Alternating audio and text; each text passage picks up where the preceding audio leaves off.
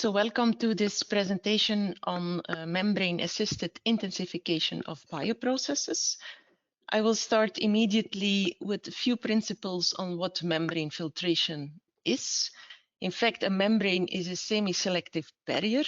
When placed between two phases and under the influence of a driving force, this results in a transfer of certain compounds present in phase 1 through the membrane, ending up in a permeate phase, while other components present in this phase 1 or the feed solution are retained by the membrane and will remain in the phase 1.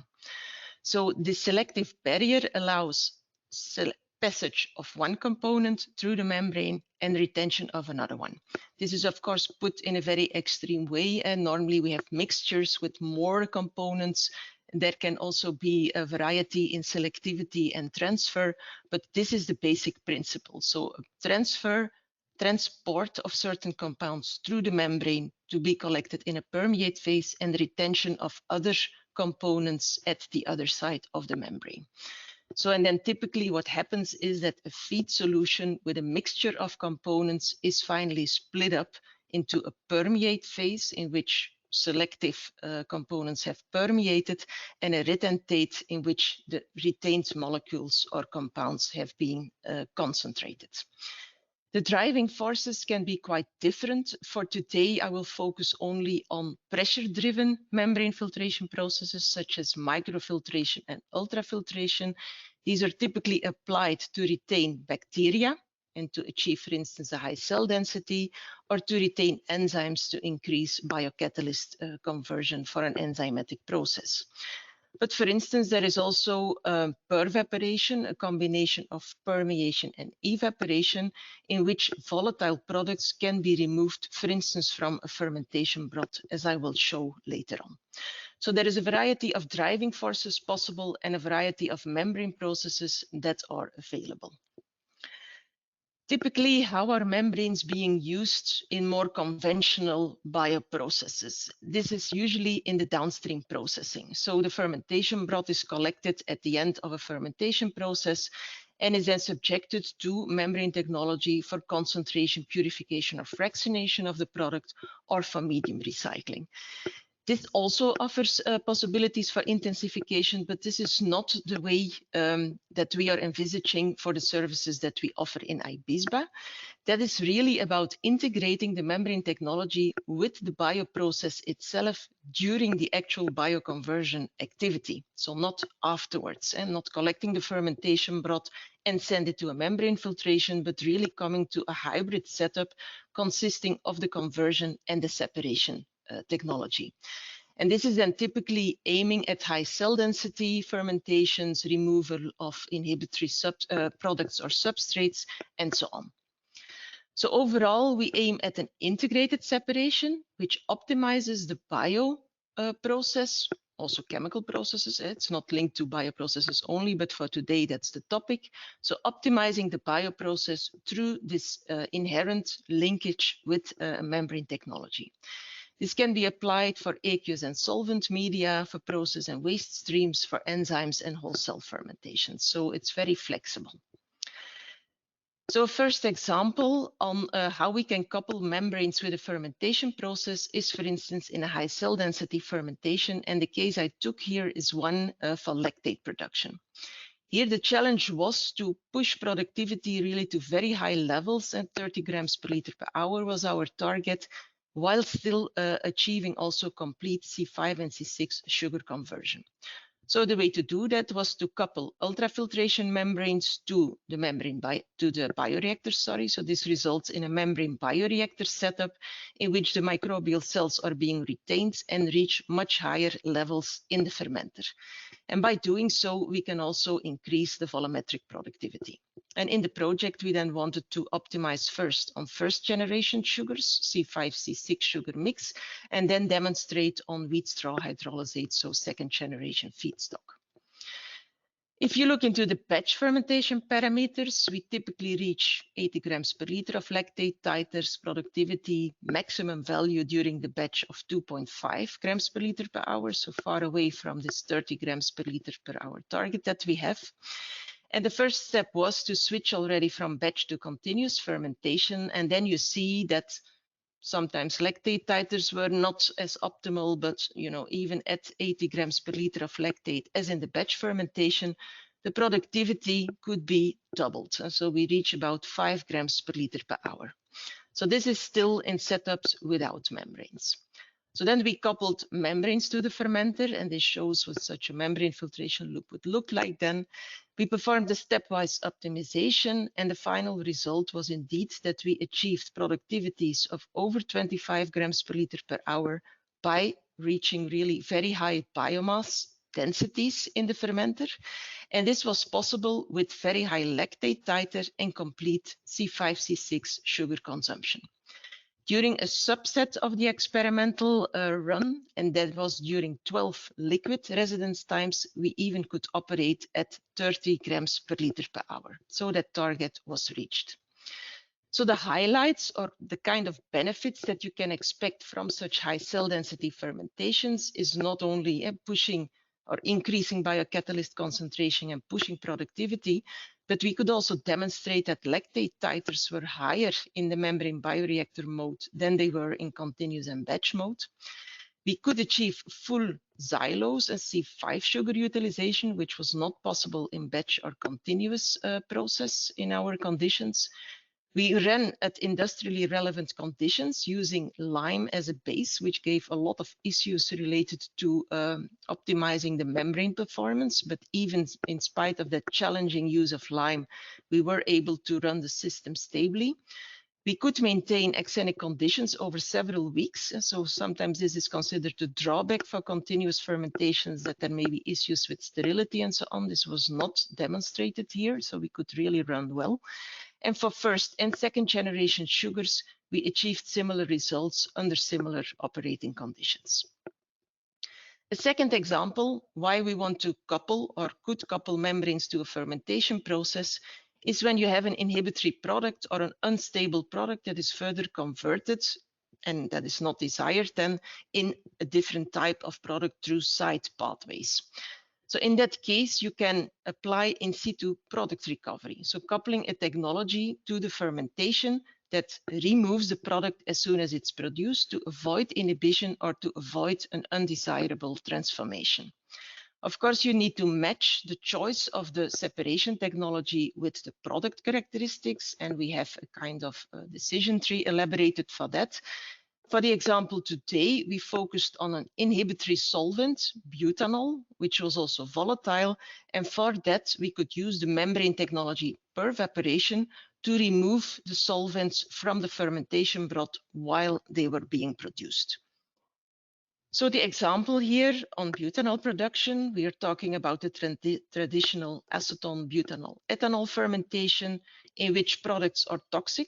So typically the titers are limited to 20 grams per liter of total solvents, because above that level, the fermentation is inhibited by the solvents, which also limits productivity and results in very high purification costs and energy intensive separations. So what we did was to couple per-evaporation, and in particular organophilic per-evaporation, to the fermentation, because this allows to remove the volatile solvents from the aqueous medium continuously and to avoid product inhibition effects. So we ran first at lab scale fermentations up to 1,000 hours, so very long duration fermentations with the integrated per-evaporation setup coupled to the fermentation. And we scaled it up to pilot level in collaboration with CENER in Spain. So typically, what does such an experiment look like? So you see here in the graph that initially we let solvents accumulate in the fermentation, and the levels level off at about 18-20 grams per liter, as I mentioned to you before, because then the toxic or inhibition effects start to appear. At that moment, we activate the per-evaporation, and we see an immediate drop in the solvents in the fermentation broth, thereby avoiding the inhibition effects. And that in fact allows us to gradually increase the feed sugar concentration. So initially this is limited to 60 grams per liter because that's the maximum that can be converted into this 20 gram per liter inhibitory solvent levels. But if the inhibition effect is no longer there, we can in fact feed much higher sugar concentrations that are still completely converted, that because most of the solvents are immediately removed and collected in the permeate of the pervaporation. So this allows us to increase a lot the sugar concentrations and to improve the water balances, reduce the size of the fermenter and so on. Because indeed, productivities can be gradually increased by a factor of 4 to 5 from the initial condition to the final one. What you also see is that the product concentration in the permeate is about 200 grams per liter at the end, under optimal conditions, so 10 times higher than what we can achieve in fermentation alone, which eases a lot the downstream purification energy and overall costs. So the benefits are at the level of productivity increase. Therefore, the need for a smaller fermenter and lower investment costs in the fermenter, a strong reduction in water footprint and energy consumption, and a broad applicability of the process combined with pervaporation. A final example I want to give is on coupling membranes with enzymatic processes, because that's of course also possible. Two configurations are in principle possible, one in which you have the enzymatic conversion and a separate membrane separation step, which retains the enzyme and allows the permeation of certain products that have been produced. What you could also envisage is that the enzyme is immobilized on the membrane, and then you combine the biocatalytic and the separation effect in the same enzyme membrane complex. For the services that we offer in IPISBA, we focus only on the first one, so not on the immobilization of enzymes on the membrane, but rather on the combination of separation with the membrane and the enzymatic conversion. The aim here is again to increase enzyme, recycle the enzyme, remove inhibitory products, but in this case we also have the possibility to tailor hydrolysis of polymers into oligomers and to control the size and the characteristics of the product. And that's the example that I will show in a minute. So for instance, if we want to do an enzymatic hydrolysis of polymers or polysaccharides into oligosaccharides, and then we're speaking about galacto-oligosaccharides, pecto-oligosaccharides, which have prebiotic effects and which are of high interest for instance, food applications. Then typically when you do a conventional batch process, you have to pick a certain reaction time, which gives you at the end a mixture with oligosaccharides that vary a lot in the degree of polymerization and the molecular sizes. You will also have a lot of monosaccharides present, which in fact are not interesting for these prebiotic effects and which also inhibit the enzyme that is doing the depolymerization. We also need at the end an inactivation of the enzyme because it's present in the same mixture, a fermentation mixture, where also your target product is present. And so that's actually not desirable. So one approach to look into that is to apply a membrane cascade and fractionate the whole mixture to remove the enzyme to get oligosaccharides with a targeted molecular weight range. So that's one way to do that. It's already better than only doing the batch conversion process. But in fact, it's even better to switch to an enzyme membrane reactor setup, because this allows you to remove the monosaccharides continuously from the mixture, thereby avoiding inhibition of the enzyme, and also removing in a tailored way the target oligosaccharide, the oligosaccharides with a targeted degree of polymerization as they are being produced in the mixture before they are further hydrolyzed into the monomers. So by combining this separation in the bioconversion step, you can actually achieve higher yields and higher productivities. And this is something that has, for instance, been demonstrated for pecto-oligosaccharides from waste streams, where again, productivities up to 20 grams per liter per hour could be reached, and stable pecto-oligosaccharide yields of 80% were obtained.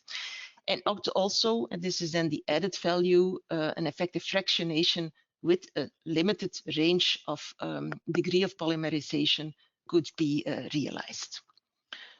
So I hope I've been able to show that membranes have a high potential to intensify a bioprocess. So if there is an interest to increase productivity, improve yields, decrease energy consumption for the further downstream processing, prolong enzyme stability, enrich products because the levels are too low in your bioconversion, this is something that can be investigated through a combination with membrane technology.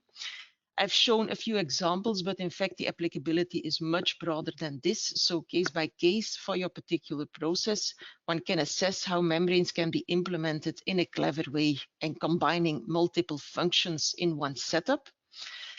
And in fact, it's also important to highlight that developments on bioprocess intensification through modifying your process design, for instance, by integration with membranes, is of course highly complementary to metabolic engineering and synthetic biology efforts, because there you try to improve at the level of the strain or the enzyme the range of products that is obtained, reduction of inhibition effects, and so on. But by combining this with an improved process design, this can be even leveraged upon much more than only at the level of the strain or the biocatalysts. So there is a number of projects and funding that I have to acknowledge for the cases that were presented here. And I want to end there as well. And I will look forward to questions at the end of the webinar today. Thank you.